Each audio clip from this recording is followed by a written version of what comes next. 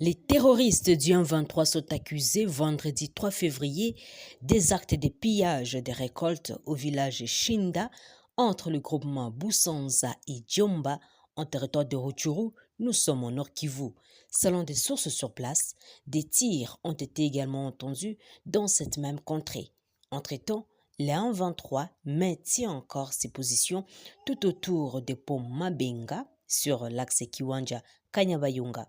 Les mêmes sources rapportent que la situation reste imprévisible sur toute la ligne de front dans les territoires de Nyiragongo, Rutshuru et Masisi.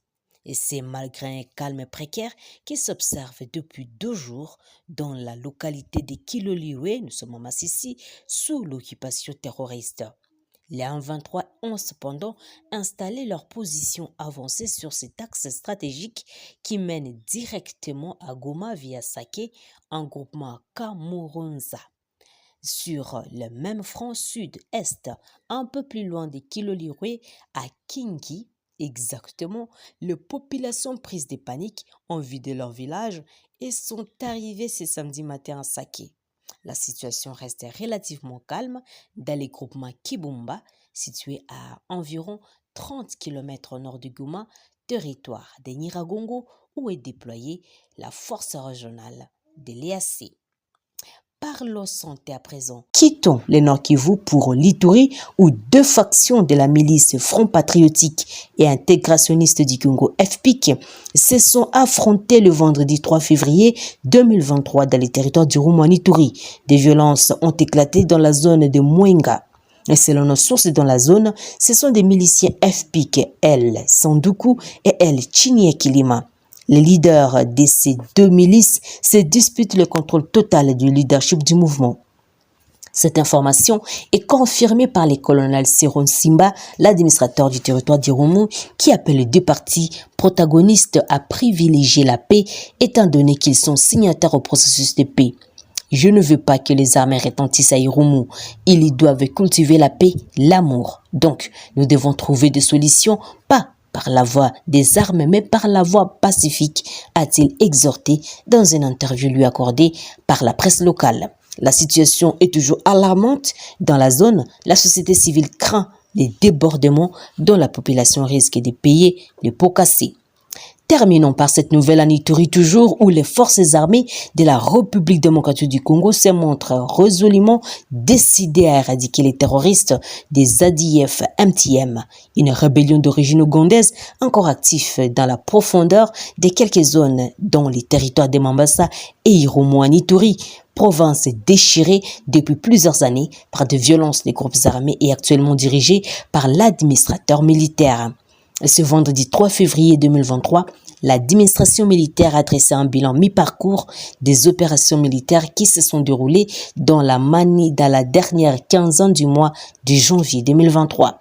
Selon l'armée, 83 otages ont été libérés des mains des ADF et 28 combattants ont été neutralisés sur 2 axes de combat, notamment sur axe Komandaluna et Luna Mambasa. Ce bilan est livré par le lieutenant Jules Ngongo, qui est le porte-parole de l'armée dans la région.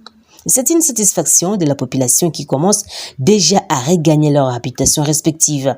Pour nous, le feu final recherché ici, sous le commandement du gouverneur militaire, le lieutenant-général Luboyan Kachama, est la restauration de l'autorité de l'État, que la population vague librement à ses occupations, a-t-il expliqué le lieutenant Jules Ngongo. Par ailleurs, le porte-parole des FARDC en Ituri appelle la population d'aiguiser des patriotismes et de collaborer avec l'armée régulière en vue de mettre hors d'état de nuire les ennemis de la paix. Pour lui, il est temps de ne plus utiliser les propres filles et fils de la province pour s'entretuer.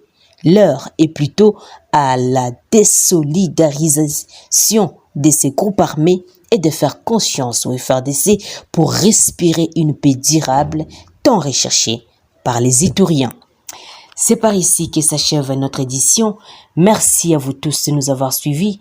N'oubliez pas de vous abonner massivement, activer la petite cloche de notification, mais également laisser vos commentaires. Cela nous ferait plaisir de vous lire. Senti Chesenga, depuis la ville-province de l'Ituri, je vous dis merci encore et au revoir. Environ 34 812 personnes sont mortes sur 48 839 nouveaux cas de cancer recensés en 2022 en République démocratique du Congo.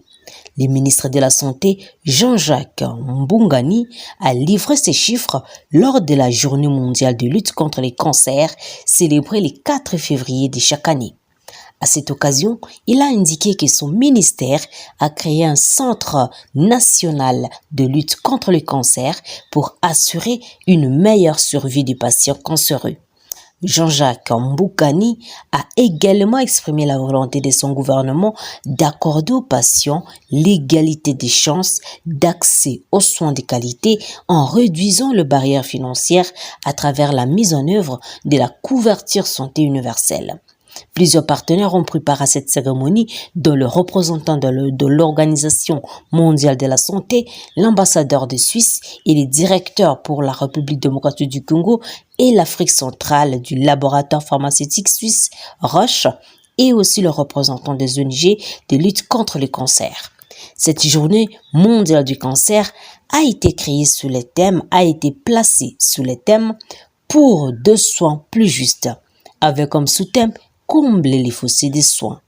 Cette cérémonie a coïncidé avec le vernissage d'un guide pratique de prévention et traitement des cancers gynécologiques et mammaires du professeur Pierre-Joseph Ingala.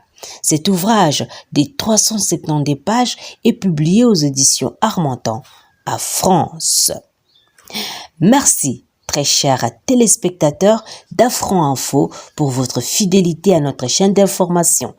Merci beaucoup pour vos commentaires qui nous encouragent à nous surpasser et vous donner le meilleur des informations à temps réel. N'oubliez pas de vous abonner massivement à notre chaîne, activer la cloche de notification et nous laisser toujours vos commentaires pour nos interactions.